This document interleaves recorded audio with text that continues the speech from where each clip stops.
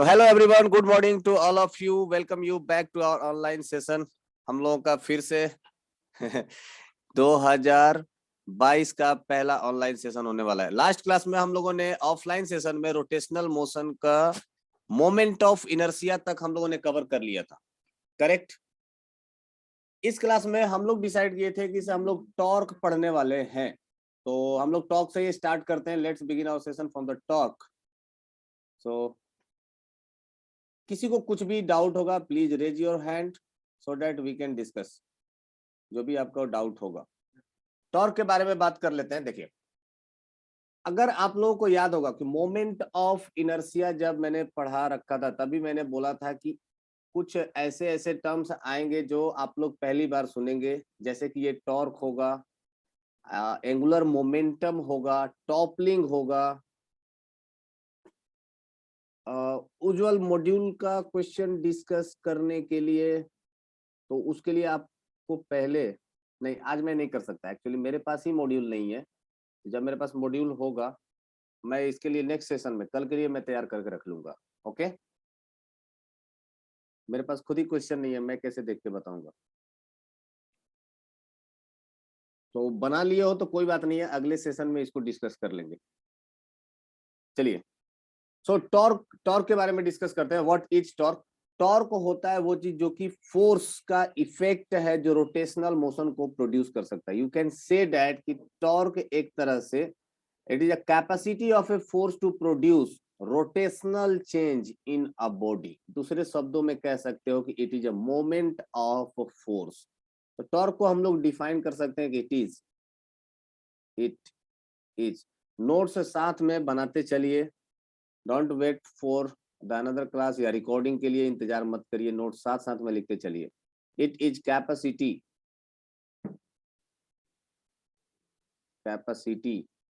Of force to produce rotational, या produce नहीं, आप इसको बोलिए change.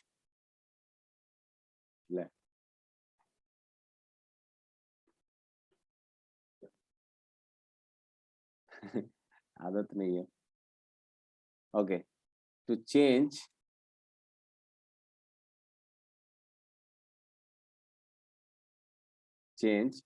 Rotational, to change rotational motion.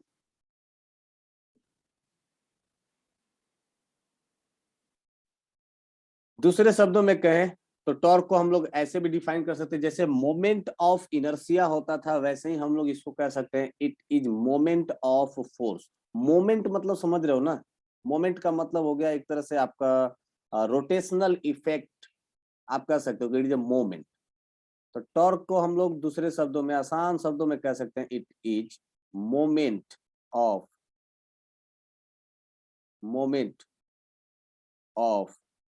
Force, not direction.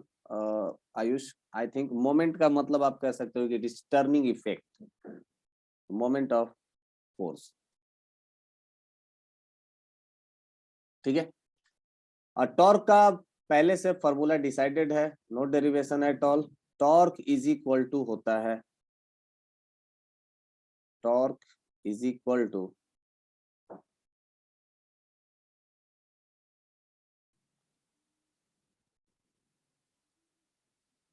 Are vector cross F vector. तो vector form में होगा R vector cross F vector. अगर मैं इसके वेक्टर फॉर्म को हटाऊं, स्केलर फॉर्म में लिखूं, तो मैं लिख सकता हूं R into F into sine theta, correct. तो चूंकि क्रॉस प्रोडक्ट का ये फॉर्मूला होता है, क्रॉस प्रोडक्ट हटाते ही आप साइन थीटा का टर्म इस्तेमाल करते हो, where theta is nothing but the angle between R vector and F vector. Imagine करिए कि आपके पास कोई एक ऐसा ऑब्जेक्ट है, सॉलिड है, कुछ भी है, ये एक पॉइंट के अबाउट, या तो ये हिंज है या इस पॉइंट के अबाउट आपको कैलकुलेट करना होगा moment of inertia, and there is a force like this one. ये कुछ इस तरह का, इस डायरेक्शन में आप इस पर फोर्स अप्लाई करते हो।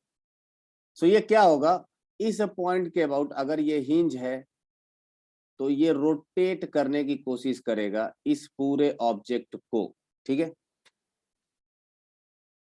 ये है वो पॉइंट जहां पर ये फोर्स F लग रहा होगा। This point P is called as point of application, जैसे कि हम लोगों ने वर्क पावर एनर्जी में पढ़ रखा था। This is called as point of application,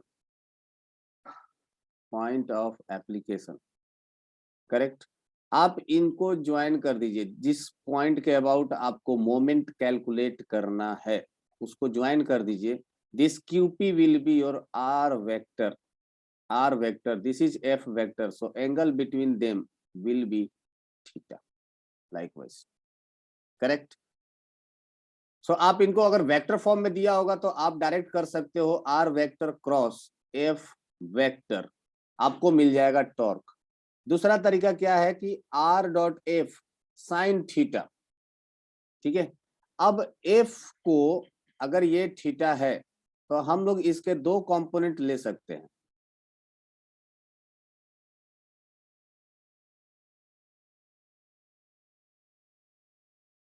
जैसे ये हो गया फोर्स, एक minute, this will not the theta, theta actual में होगा कौन सा, ये वाला,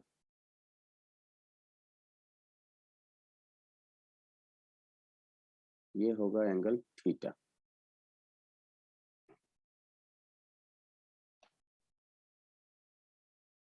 हाँ Prince with me repeat torque, शुरू से बताना है क्या?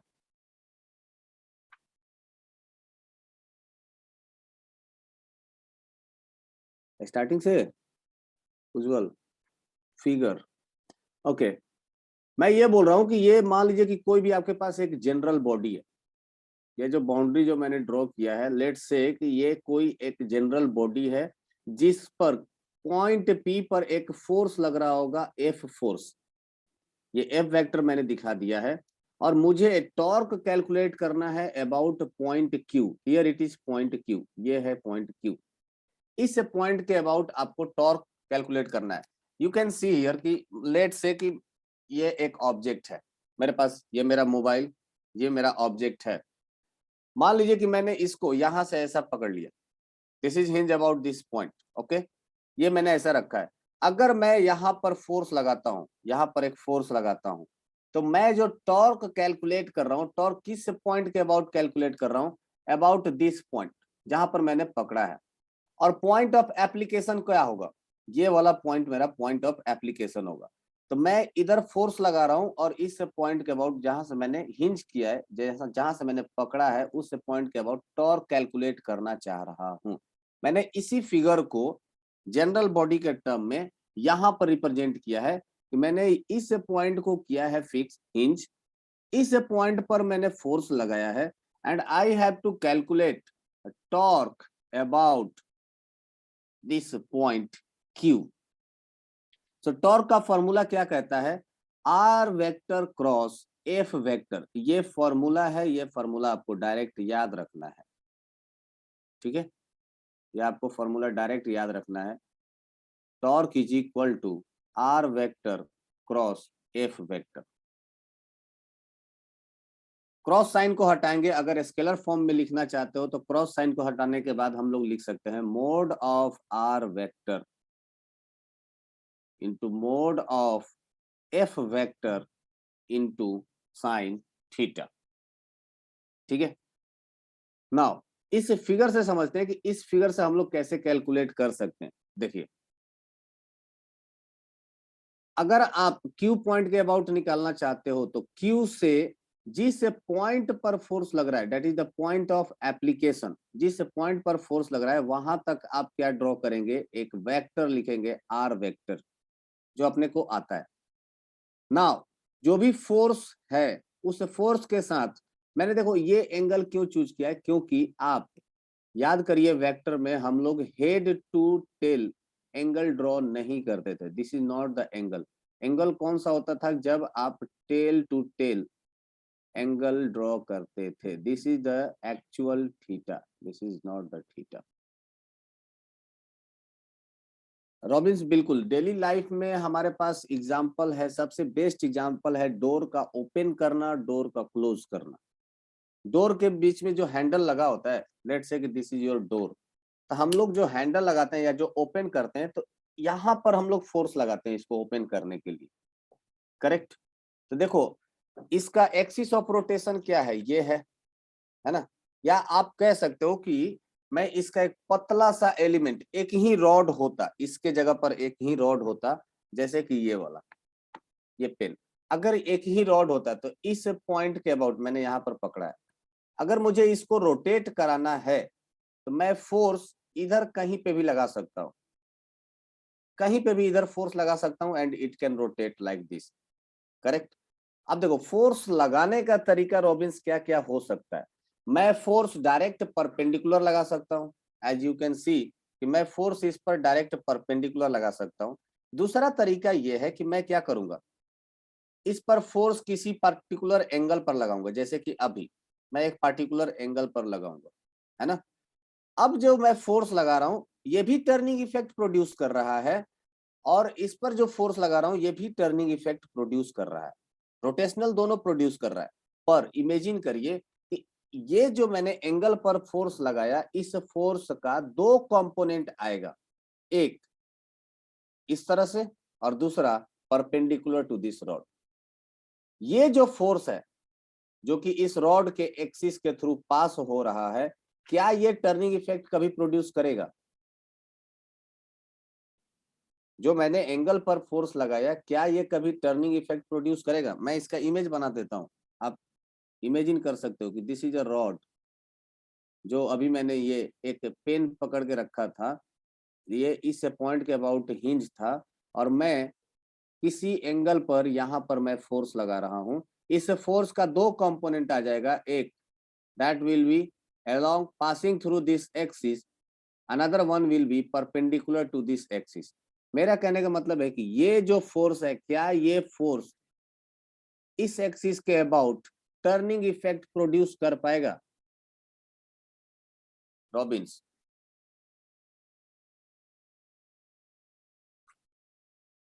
एनीवन? क्या ये फोर्स, इस फोर्स का जो कंपोनेंट है, इसको मैं बोलता हूं एफ पैरेलल और इसको मैं बोलूंगा एफ परपेंडिकुलर, क्या ये पैरेलल फोर्स इस एक्सिस के अबाउट टर्निंग इफेक्ट प्रोड्यूस करेगा? बिल्कुल नहीं करेगा। It will tries to compress, ये इसको कंप्रेस करने की कोशिश करेगा, टर्न करने की कोशिश नहीं करेगा। टर्निंग कौन कराएगा? ये परपेंडिकुलर फोर्स, ये परपेंडिकुलर फोर्स। आई होप कि समझ में आया होगा। ऐसा बहुत सारे केसेज हैं जहां पर आप इस टॉर्क को इस्तेमाल कर सकते हो। याद करिए साइकिल के चक्का को घुमाना, मैंने बोला था कि टायर पर अगर आप किसी भी लकड़ी से अगर आप उसको स्लाइड कर सकते हो, टेंजेंशियल फोर्स लगाते हो, याद है? लाइक कि अगर आपके पास एक व्हील है जो कि सेंटर पर फिक्स्ड है, अगर आप यहाँ पर फोर्स फोर्स इस डायरेक्शन में अप्लाई करते हो, किस डायरेक्शन में? मान लीजिए कि यहाँ पर फोर्स आपने इस डायरेक्शन में अप्लाई किया, तब तो ये रोटेट कर जाएगा। अगर आपने फोर्स इस डायरेक्शन में ऐसा ऐसा अप्लाई किया तो ये रोटेशनल प्रोड्यूस नहीं करेगा, ये रोटेशनल प्रोड्यूस करेगा। रीजन क्या है इसके पीछे? इसके पीछे का रीजन है कि आप इसका, ये रहा पॉइंट Q और ये रहा पॉइंट ऑफ एप्लीकेशन जहां पर फोर्स लग रहा है। यहाँ पर R वेक्टर जब आप ड्रॉ करेंगे, this is the R vector, और ये रहा F वेक्टर, दोनों के बीच में रिलेशन देख लीजिए कि ये जो फोर्स है, ये रेडियस, ये फोर्स टेंजेंशियल है, रेडियस है, दोनों के बीच में एंगल बनेगा 90 डिग्री। तो ये फोर्स रोटेशनल प्रोड्यूस करेगा, ये फोर्स नहीं करेगा, क्योंकि ये खुद एक्सिस के थ्रू पास हो रहा है, जिस पॉइंट पर हिंज है उसी पर ये पास हो रहा है। आई होप कि ये क्लियर होगा, अगर क्लियर होगा तो आगे बढ़ते हैं। प्लीज से यस और नो इन चैट बॉक्स। आगे बढ़े क्या? Okay Robins, great. So again मैं एक जनरल बॉडी कंसीडर किया हूं। जनरल बॉडी मतलब किसी भी शेप का हो, कैसा भी हो, उससे अपने को कोई फर्क नहीं पड़ता है। ये हमारा एक जनरल बॉडी है, किसी भी शेप का हो सकता है, जिसमें कि मैंने एक पॉइंट को चूज किया है, पॉइंट क्यू, जिसके अबाउट ये फोर्स टर्न कराने वाला है। अगेन मैंने फोर्स भी जनरल चूज किया है कि मान लीजिए कि किसी भी एंगल पर कैसा भी ओरिएंटेशन हो, एक फोर्स लग रहा है। मैं चाह रहा हूं कि इस फोर्स के वजह से इस पॉइंट के अबाउट कितना टॉर्क आएगा वो कैलकुलेट कर लो, है ना। तो वो कैलकुलेट करने के लिए मुझे क्या क्या चाहिए होगा? मुझे चाहिए होगा angle between the radius R vector and F vector. तो मैंने ये ड्रॉ किया है R vector and F vector. This is the radius vector, this is force vector, और इन दोनों के बीच का एंगल मैंने मान लिया है थीटा। तब जाकर के मैं लिख सकता हूं for this figure the torque about Q will be equals to r vector cross f vector. ठीक है, तो that will be equals to mod of r vector into mod of f vector into sine theta. मैंने extra कुछ भी नहीं लिया है, मैंने बस इस फॉर्मूले को विजुअलाइज कराया कि एक्चुअल में इस फॉर्मूले का मतलब क्या है इस एग्जाम्पल के थ्रू। तो मैं यहाँ पर लिखने जा रहा हूं कि इसमें आर वेक्टर क्या है। The R vector is nothing but, R vector को हम लोग कैसे डिफाइन करेंगे? This is the position vector, position vector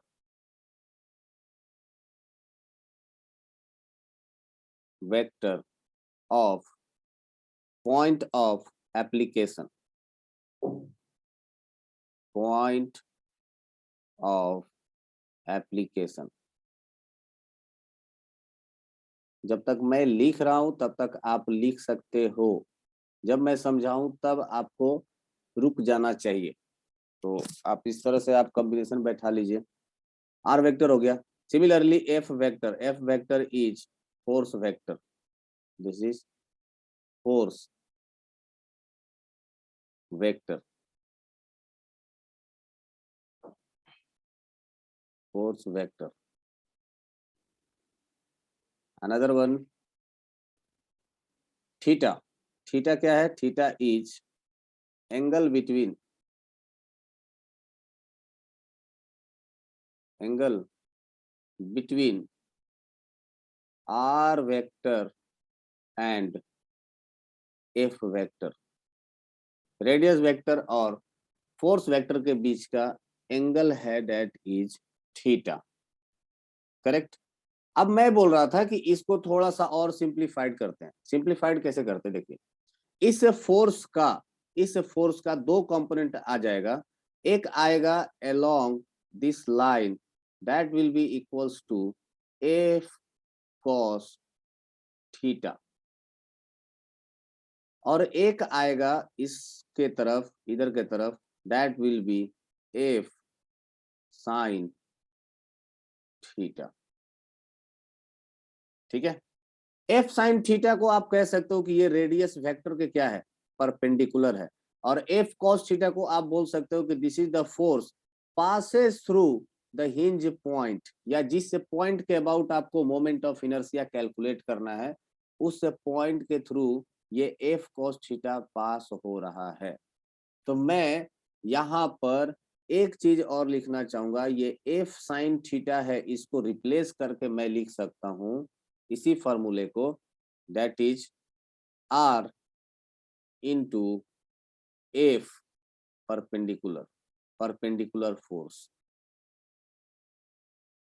क्या ये बात समझ में आई?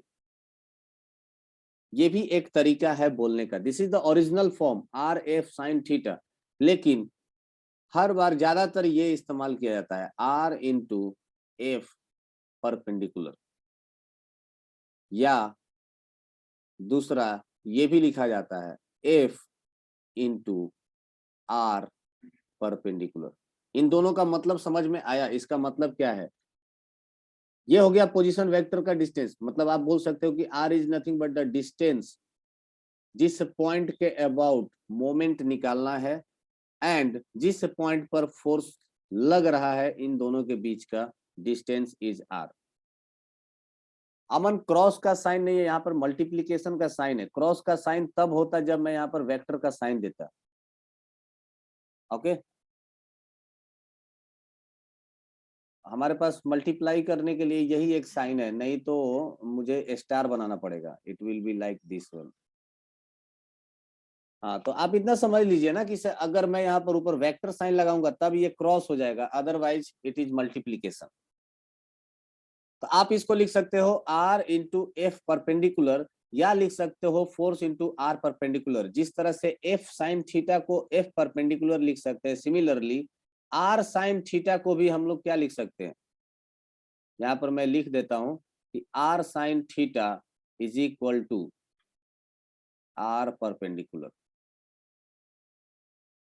और मैं यहाँ पर लिख सकता हूं कि F sine theta is equal to F perpendicular. Question करेंगे सब क्लियर हो जाएगा, है ना? कब आर परपेंडिकुलर लेना है, कब फोर्स परपेंडिकुलर लेना है, ये धीरे धीरे क्वेश्चन करते करते आपको समझ में आ जाएगा, है ना? फिलहाल जितना भी समझ में आया, थोड़ा सा हम लोग आगे बढ़ते हैं। Next page. टॉर्क को हम लोग डिनोट करते हैं, डिनोटेड बाय टाउ। तो ये तो आप लोग पहले से जानते हो, डिनोटेड बाय टाउ, है ना? इसको हम लोग कहते हैं टाउ। हिंदी में कहें तो इसको बोलते हैं ट टाउ। ताऊ मत बोलना, टाउ होता है, टाउ। ओके ओके, यूनिट क्या हो सकता है? SI unit, SI unit of tau, या बोल सकते हो कि torque is newton. R cross F था ना, मतलब आर इंटू एफ था, so it will become newton into metre. Now a question for you, newton metre और किसका यूनिट होता है?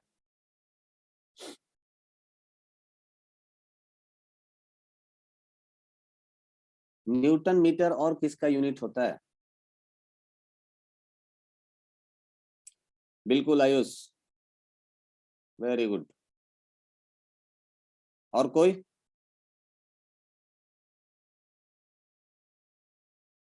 न्यूटन मीटर और किसका यूनिट होता है? Yes Vinay, got it. Khushi, good one.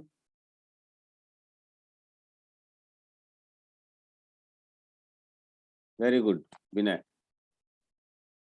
Yes, newton metre, force into displacement, this is also an unit of work, है ना? पर दोनों में फर्क है, दोनों में फर्क है। न्यूटन मीटर वर्क होता है, न्यूटन मीटर टॉर्क भी होता है, पर आप टॉर्क का यूनिट, इसका मतलब जूल मत लिख देना। दोनों का देखो डायमेंशन भी सेम है। तो कई बार याद है हम लोग यूनिट एंड डायमेंशन में पढ़ते थे, इनमें से किस फिजिकल क्वांटिटी का डायमेंशन सेम होता है? तो उसमें से एक आता था वर्क एंड टॉर्क, शायद आप लोगों को याद नहीं होगा। प्रेशर एंड स्ट्रेस, तो जब स्ट्रेस पढ़ेंगे तब आपको समझ में आएगा। फिलहाल यहीं पर इसको खत्म करते हैं। तो डायमेंशन हो जाएगा वर्क के बराबर force into displacement M L square T raise to power -2। और नेक्स्ट इंपॉर्टेंट पॉइंट क्या है? Of course R cross F vector है, तो दो वेक्टर का क्रॉस प्रोडक्ट वेक्टर ही देता है, सो torque will also be torque is torque is a vector quantity, is a vector quantity. अब वेक्टर क्वांटिटी है तो इसका डायरेक्शन कैसे फाइंड आउट करेंगे? Direction can be found by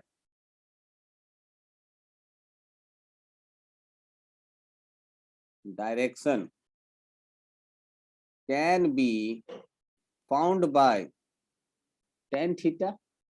पागल. Direction can be found by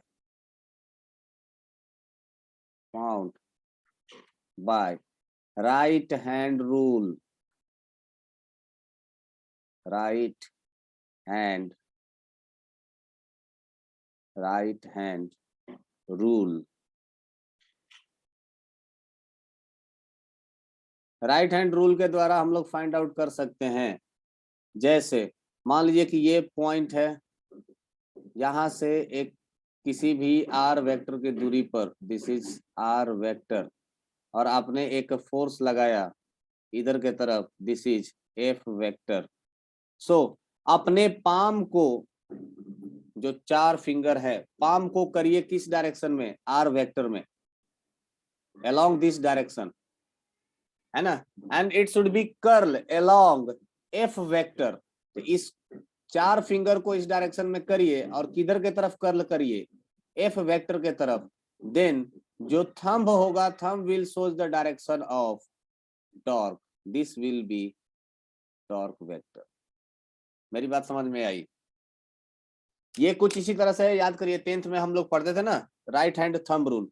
curl the 4 fingers along the direction of current.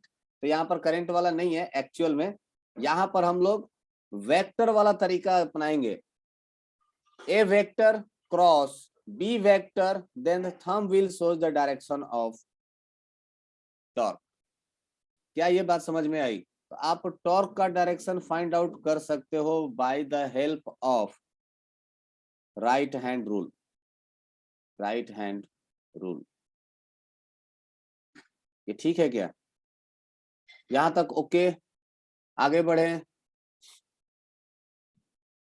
कोई समस्या? Okay, no. So let's solve few examples, तो आपको और ज्यादा क्लेरिफिकेशन आएगा. नो सर नहीं समझे बोल रहा है नालायक. हम सोचे नो सर बोल रहा है. ओके रॉबिन्स, मेरा कहने का मतलब ये है कि से मान लीजिए कि आपके पास ये एक पेन है, मुझे इस पॉइंट के अबाउट टॉर्क निकालना है. तो ये पॉइंट हो गया, और फोर्स किधर लग रहा है? इधर के तरफ. फोर्स किधर लग रहा है? इधर के तरफ. ठीक है, देखो 3D फिगर देख लो. ऐसा ये फोर्स लग रहा है ऊपर के तरफ. तो मैंने क्या बोला? R vector cross F vector. Force इधर लग रहा है, तो मैंने बोला कि आप फिंगर को रखिए अलोंग आर वेक्टर, और जिस डायरेक्शन में फोर्स लग रहा है उधर के तरफ कर्ल करिए. Then thumb will shows the direction of torque. Thumb किधर आ रहा है? देखो इनसाइड द प्लेन, इधर के तरफ आ रहा है. नहीं आया समझ में? अगर नहीं आया तो फिर ऐसा समझिए, एक और फिगर बना देते हैं. Let's say, okay just a minute, कोई तो हैंड रेज किया है. हाँ उज्जवल बोलो. बोलो बोलो उज्जवल. सर वो फिगर नहीं समझ में आया. फिगर नहीं समझ में आया? देखो अब समझ में आ जाएगा. ये 3D फिगर मैं बना रहा हूँ, शायद ये आपको समझ में आ जाए.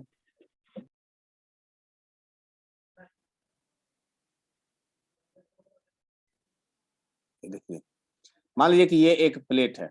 It is a plate like this one, है ना. जैसा कि ये एक प्लेट है और ये अगर इस पॉइंट के अबाउट मुझे इसको टर्न कराना है, तो मान लीजिए कि मैंने इस पॉइंट पर, यहाँ पर इस डायरेक्शन में एक फोर्स लगाया, that is the parallel to the plane.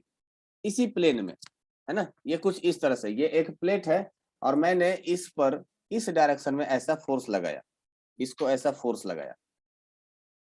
सो मैं आर वेक्टर लिख सकता हूं यहां से, अगर ये पॉइंट क्यू है तो ये हो जाएगा, ये पॉइंट हो जाएगा point of application of force, और इन दोनों को ज्वाइन कर दीजिए, that will be your R vector. R vector. So just imagine करिए ये प्लेट इस पर है ना, मुझे नहीं दिख रहा है, just wait for a minute. हाँ हाँ ओके, ये एक प्लेट है और इस कॉर्नर से इस कॉर्नर के अबाउट हमको निकालना है मोमेंट, और ये कॉर्नर पर फोर्स लग रहा होगा, ये कॉर्नर पर। तो मैं क्या करूंगा, देखिए इधर के तरफ आर करूंगा, R vector cross F vector, then thumb will shows the direction of torque. क्या ये क्लियर हुआ रॉबिन? या देखो ऐसा ऐसा ऐसा समझ लो, ये कॉर्नर से ये कॉर्नर है ना, ये कॉर्नर के अबाउट हमको टॉर्क निकालना है, ये कॉर्नर के अबाउट। तो मैं क्या करूंगा, जिस डायरेक्शन में आर वेक्टर है उसके डायरेक्शन में क्या करूंगा, फिंगर्स कर लूंगा, और जिस डायरेक्शन में फोर्स लग रहा है उस डायरेक्शन में मैं कर्ल करूंगा, then thumb will shows the direction of current. नहीं आया समझ में अभी भी?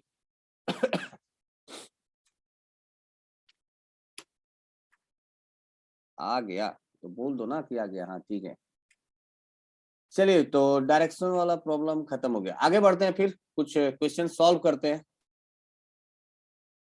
कुछ क्वेश्चंस सॉल्व कर लेते हैं। देखिए सबसे छोटा सा एग्जाम्पल कुछ ऐसा है, सबसे पहला एग्जाम्पल, कौन सा फिगर? फिगर मिट गया? फिगर मिटा नहीं भाई, यहाँ पर है। अच्छा लिख रहे हो क्या? लिखो लिखो लिखो।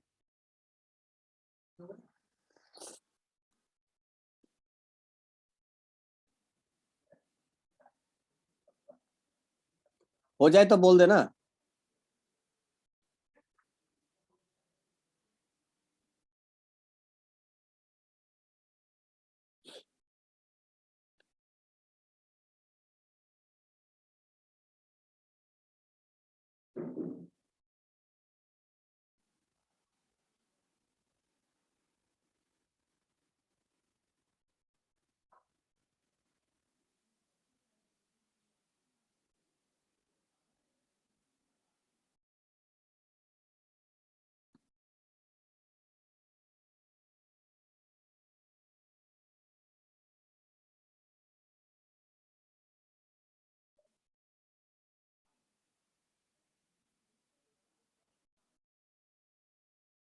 ओके आयुष,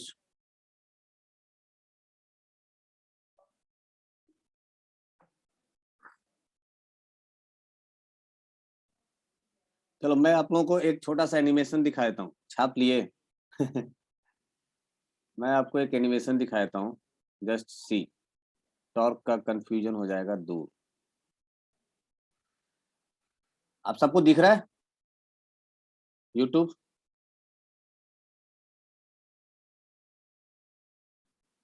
ये स्क्रीन दिख रहा है क्या, वीडियो वाला? से यस और नो? Okay great. सी, ये कोई होगा हम ही लोगों में से जो जा रहा है, पर्दा उठाएगा भाई, यस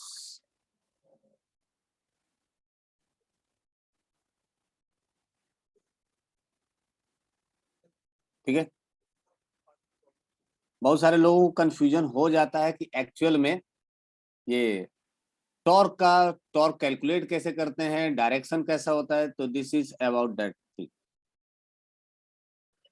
मान लीजिए कि ये एक रॉड है ना,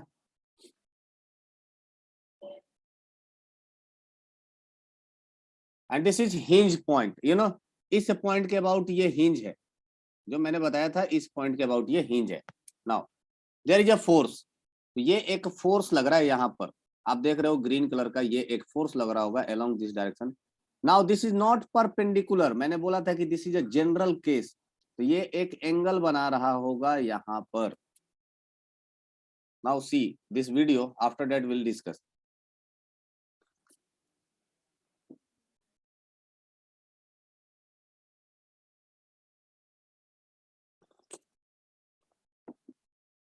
सी यहाँ पर ये आर है, आर वेक्टर नहीं है, this is R. R is nothing but the perpendicular distance between the line of action of force. Now this is F perpendicular,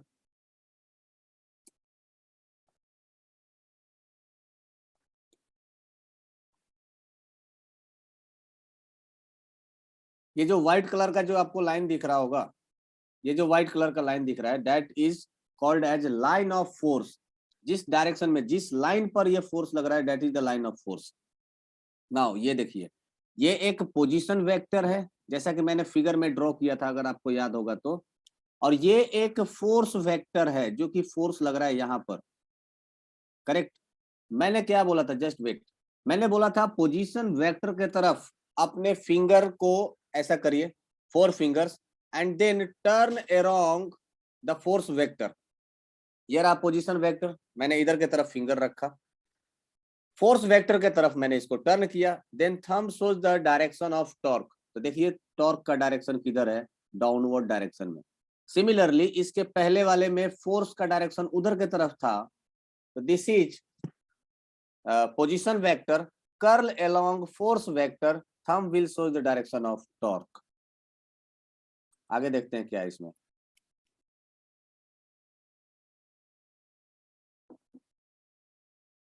किसी को कहीं पर नहीं समझ में आया, you can raise your hand.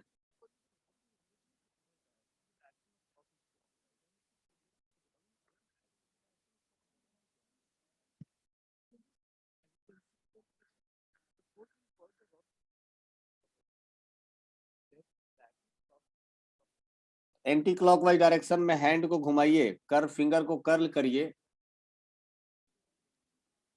देखो ये भी एक तरीका है कि अगर अगर इस फोर्स के वजह से रोटेशन, अब ये आप अपने दिमाग में सोचिए, अगर इस फोर्स के वजह से रोटेशन एंटी क्लॉकवाइज डायरेक्शन में है, तो फिंगर को कर्ल करिए एंटी क्लॉकवाइज डायरेक्शन में।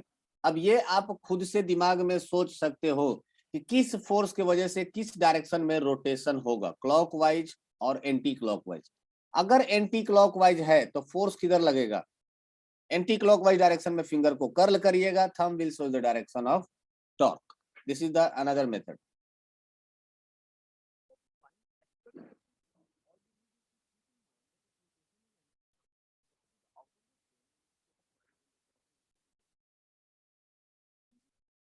सी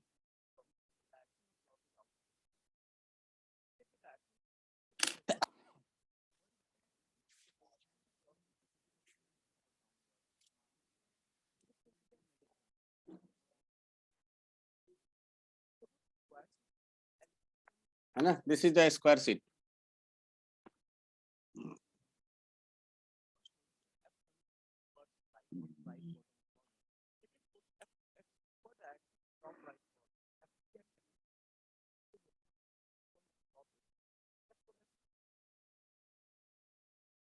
अब ये आपके दिमाग में इमेज बनना चाहिए कि ये F1 फोर्स किस डायरेक्शन में घुमाएगा। जो देखो ये F1 फोर्स इस हिंज के थ्रू पास हो रहा है, तो मुझे नहीं लग रहा है कि इसका कुछ रोटेशन होने वाला है, और होगा भी नहीं। आप दरवाजे को सामने से ऐसे धक्का दीजिए टुवर्ड्स इस हिंज पॉइंट, नहीं रोटेट होगा। हाँ, ये फोर्स को जरा इमेजिन करिए, ये फोर्स इसको किधर की तरफ घुमाएगा। इस फोर्स का 2 कंपोनेंट आएगा, एक इधर और एक इधर के तरफ। तो इधर वाला फोर्स इसको रोटेशन देगा एंटी क्लॉकवाइज। इस फोर्स का 2 कंपोनेंट आएगा, एक ऊपर के तरफ और एक इधर के तरफ। Okay, now what about this F2 force. F2 force देखो ये इस एक्सिस के अबाउट ये एक्ट कर रहा है, तो ये इसको घुमाएगा क्लॉकवाइज डायरेक्शन में।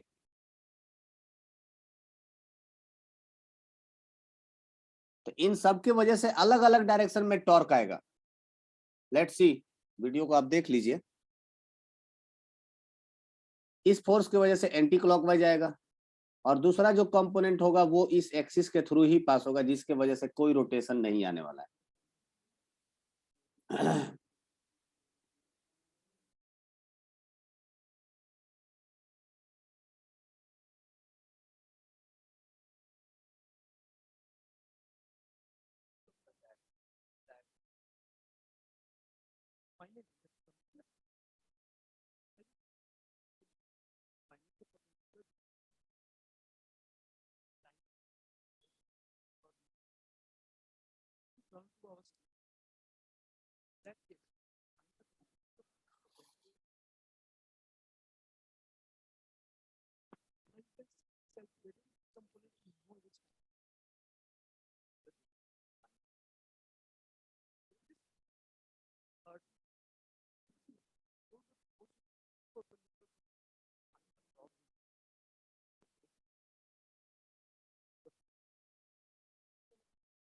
ठीक है, ध्यान दीजिएगा, इस फोर्स का लाइन ऑफ एक्शन यहां से कुछ पास होगा, इस फोर्स का लाइन ऑफ एक्शन कुछ ऐसा पास होगा।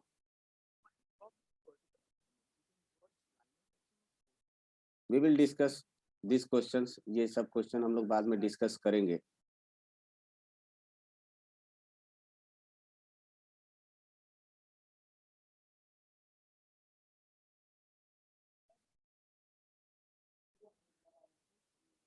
ये तो फॉर्मूला, ये तो सॉल्व करने का तरीका बता रहा है।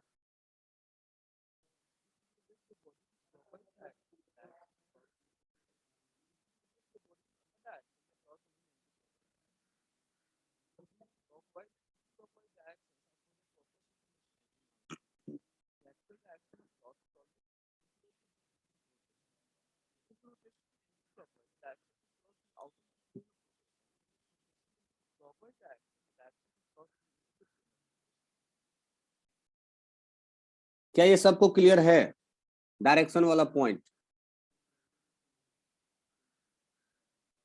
Is it okay everyone?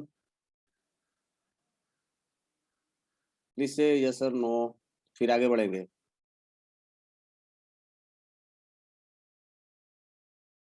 ठीक है,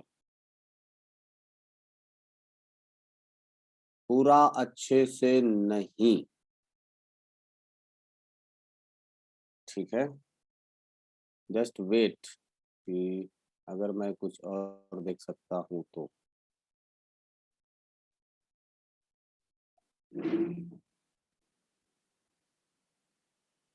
वेट फॉर अ मिनट उज्जवल, शायद डेली एग्जाम्पल के थ्रू मैं आपको समझा सकूं।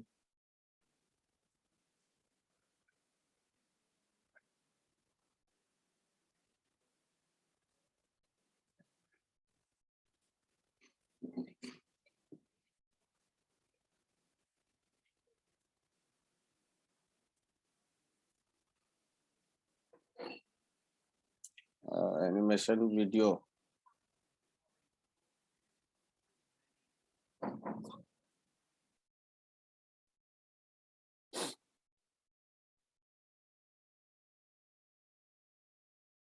डायरेक्शन समझ गए पर कैलकुलेशन नहीं समझे। अब कैलकुलेशन तो अभी एग्जाम्पल करेंगे तब समझोगे ना। एक दो एग्जाम्पल कर ही लेते हैं, फिर आफ्टर दैट विल सी कि क्या कर सकते हैं, है ना। अगर फिर भी नहीं समझ में आएगा तो अपन लोग वापस से आएंगे, वीडियो में आपको और दिखा दूंगा। एक दो एग्जाम्पल करते हैं फिर आपको समझ में आएगा। अभी आपको ये दिख रहा है, चलिए मान लीजिए कि एक रॉड है,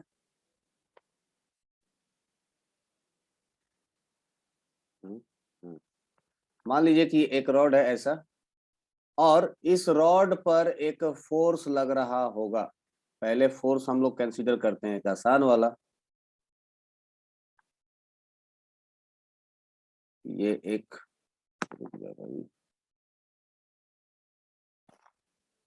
ये एक पॉइंट है, और इस पॉइंट के अबाउट यहाँ पर मैं एक फोर्स लगा रहा हूं, लेट से कि 10 न्यूटन का। स्लाइड किधर है? स्लाइड नहीं दिख रहा है? ओके, अभी दिख जाएगा, दिख रहा है अभी। मान लेते हैं यहाँ से यहाँ तक का जो लेंथ है, that length will be equals to 1.5 metre, 1.5 meter. This is the total length. This is point O, and this force is approximately 10 Newton. हमसे पूछा गया है कि find torque about point O. याद रखिएगा, this is the symbol of torque and this represent जिस point के about आपको मोमेंट निकालना है वो पॉइंट को ये रिप्रेजेंट करता है. सो फाइंड टॉर्क अबाउट ओ. ये हमारे पास क्वेश्चन है. क्वेश्चन बहुत ही आसान है. मैंने बोला था वी कैन यूज टॉर्क का. हमने 2-3 फॉर्मूला इस्तेमाल किया था. कौन कौन सा फॉर्मूला है हमारे पास? Let's note it down. हमारे पास फॉर्मूला क्या क्या है? बिल्कुल Aman, that will be the 50 newton. Formula क्या है हमारे पास? Torque vector is equal to, अगर वेक्टर फॉर्म में दिया होगा तो R vector cross F vector, direct कर देंगे. अगर हमारे पास वेक्टर फॉर्म में नहीं दिया होगा, स्केलर फॉर्म में दिया होगा, so torque will be equals to R mod of R vector into mod of F vector into sine of theta. अब यहां से मैंने 2 केस बनाया था. मैंने बोला कि अगर इफ एफ साइन थीटा, मतलब आपने फोर्स का कंपोनेंट निकाला परपेंडिकुलर टू आर वेक्टर, तो मैं लिखूंगा एफ परपेंडिकुलर. अगर आपने रेडियस वेक्टर आर वेक्टर को कंपोनेंट निकाला तो मैं लिखूंगा आर परपेंडिकुलर. इस केस में मैं टॉर्क इज इक्वल टू लिख सकता हूं एफ परपेंडिकुलर इंटू आर, बिल्कुल उज्जवल. और इस केस में मैं लिख सकता हूं torque is equal to R perpendicular into F. अब मैं देखता हूं कि इसमें से कौन सा फॉर्मूला यूज करना चाहिए हमें. देखो ये वेक्टर फॉर्म में है. यहां पर आपको ये इस पॉइंट के अबाउट हमको निकालना है क्या? टॉर्क. वेक्टर फॉर्म में है. मेरे पास यहां पर वेक्टर फॉर्म में दिया हुआ नहीं है. मुझे क्लियरली दिख रहा है ये 10 न्यूटन का फोर्स इस लाइन के अक्रॉस लग रहा है, इस लाइन के अक्रॉस लग रहा है. ये रहा मेरा पॉइंट ऑफ एप्लीकेशन. तो यहां से अगर यहां तक मैं आर वेक्टर ड्रॉ करता हूं, यहां से लेकर के यहां तक मैं आर वेक्टर ड्रॉ करता हूं, तो this will be my R vector. ये मेरा आर वेक्टर होगा, करेक्ट. और ये पॉइंट पर अगर मैं फोर्स ड्रॉ करता हूं तो this will be my force vector. ये मेरा फोर्स वेक्टर होगा. इन दोनों के बीच में जो एंगल बन रहा है वो बन रहा है कुछ 90 डिग्री. मतलब थीटा इज इक्वल टू आपको दे दिया गया है दिस इज 90 डिग्री, करेक्ट. तो मुझे क्लियर कट दिख रहा है कि मैं दोनों में से जो मर्जी वो फॉर्मूला इस्तेमाल कर सकता हूं. मुझे ये क्रॉस प्रोडक्ट करने की जरूरत नहीं है. तो मैं इसका इजी सॉल्यूशन तैयार करूंगा. That solution will be torque is equal to, आप कह लीजिए कि this is nothing but the F perpendicular, या आप कह सकते हो कि दिस इज आर परपेंडिकुलर. मैं लिख रहा हूं F perpendicular into R, that is 10 newton into R, that is R is equal to 1.5 is equal to 15 Newton meter. This is the simplest example that we can have. अब इसी question को imagine करिए कि मैं ऐसे पूछ देता हूं. एग्जाम्पल नंबर 2, सेम क्वेश्चन को मैं बस ये जो फोर्स है ना इसको मैं थोड़ा सा टेढ़ा कर देता हूं. That will be at some angle. ये रहा मेरा रॉड, और इस रॉड पर जो फोर्स लगेगा that will be at some angle. जो फोर्स का डायरेक्शन होगा ये कुछ ऐसा लग रहा होगा. लेट से कुछ ऐसा लगा. ये फोर्स का डायरेक्शन हो गया. It will make angle theta with, ये थीटा है लेट से कि 60 डिग्री, नो 30 डिग्री, आसान होगा 30 डिग्री. ये है 10 newton. Again this distance will be 1.5 metre, 1.5 metre, ये डिस्टेंस 1.5 मीटर है और मुझे इस पॉइंट के अबाउट, ओ पॉइंट के अबाउट टॉर्क कैलकुलेट करना है। This is point O, so find the torque, find torque about point O, क्या होगा? हाँ ओके, बिल्कुल बिल्कुल आयुष, उज्जवल, करेक्ट। ठीक है, बहुत लोगों ने आंसर दे दिया। अगर बाकी लोगों के लिए मैं बोलूं, देखिए इमेजिन करिए यहाँ पर ये जो फोर्स है, अब ये आर वेक्टर के परपेंडिकुलर नहीं है। सबसे पहले ये इस पॉइंट के अबाउट टॉर्क निकालना है। ये रहा मेरा पॉइंट ऑफ एप्लीकेशन, तो मैं यहां से एक आर वेक्टर ड्रॉ कर लेता हूं। This is my R vector, okay, यही है मेरा आर वेक्टर। और आर वेक्टर के एक परपेंडिकुलर, क्या आर वेक्टर ये पोजीशन वेक्टर के परपेंडिकुलर फोर्स लग रहा है क्या? नहीं लग रहा है।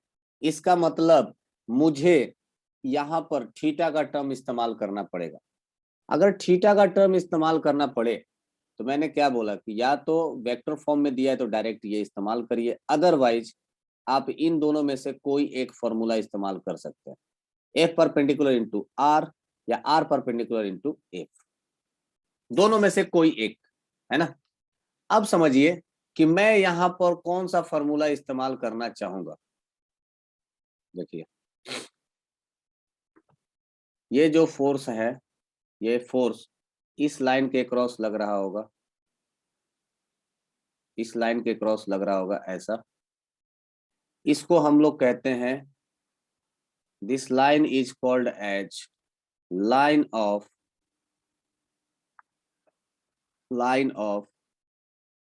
Action of force.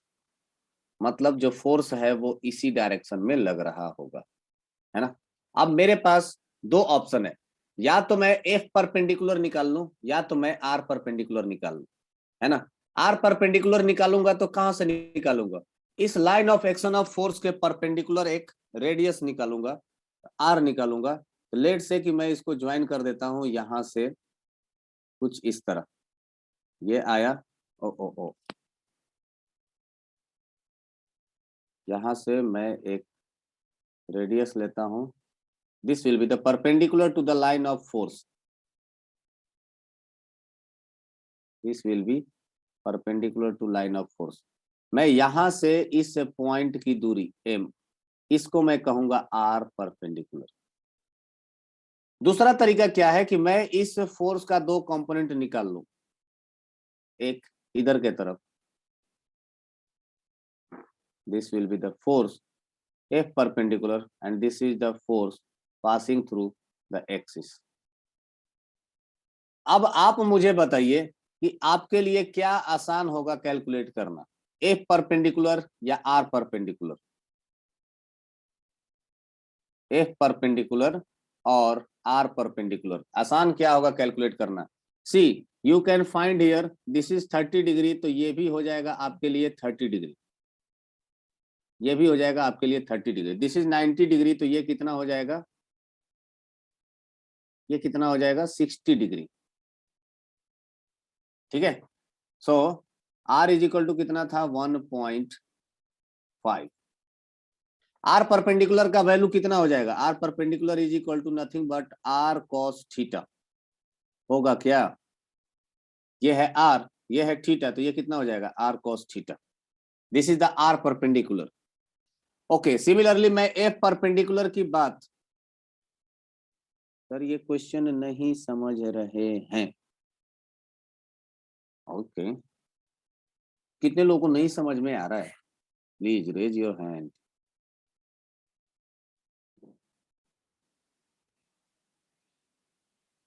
कितने लोगों को नहीं समझ में आ रहा है? वन इज रॉबिन, और कौन? और किसी को नहीं समझ में आ रहा है? कोई दिक्कत नहीं है, बोल दो। मुझे पता है कि ये टॉर्क में थोड़ा इशू होगा, स्टार्टिंग में कुछ ना कुछ तो इशू आएगा ही आएगा। वैभव इज देयर, ओके, और कोई? नो। ओके रॉबिन, कोई बात नहीं, इस क्वेश्चन को कंप्लीट करते हैं और इसके बाद मैं जो अगला क्वेश्चन लूंगा शायद वो समझ में आ जाएगा। It will take some time, ठीक है। नहीं होगा तो फिर मैं आपको अलग से बता दूंगा। हम लोग फोन पर बात कर लेंगे, फोन पे कॉल करके पूछ लेना, मैं आपको समझा दूंगा। ओके सो हमारे पास दो ऑप्शन था कि मैं बोल रहा हूं कि या तो आप आर परपेंडिकुलर कैलकुलेट कर लीजिए या तो आप एफ परपेंडिकुलर कैलकुलेट कर लीजिए। आर परपेंडिकुलर कैलकुलेट करेंगे, आर परपेंडिकुलर मतलब यहां से यहां तक का दूरी, तो ये आप निकाल सकते हो R cos theta. F perpendicular हो जाएगा कितना? हाँ वैभव बोलो, वैभव आप भी same to you. F perpendicular हो जाएगा कितना? इस फोर्स का एक कंपोनेंट इस डायरेक्शन में, that will be equals to F sine theta. अब जो आपको आसान लगे, अगर आपको आर कॉस थीटा निकालना आसान लगता है तो ये फॉर्मूला इस्तेमाल करिए, है ना।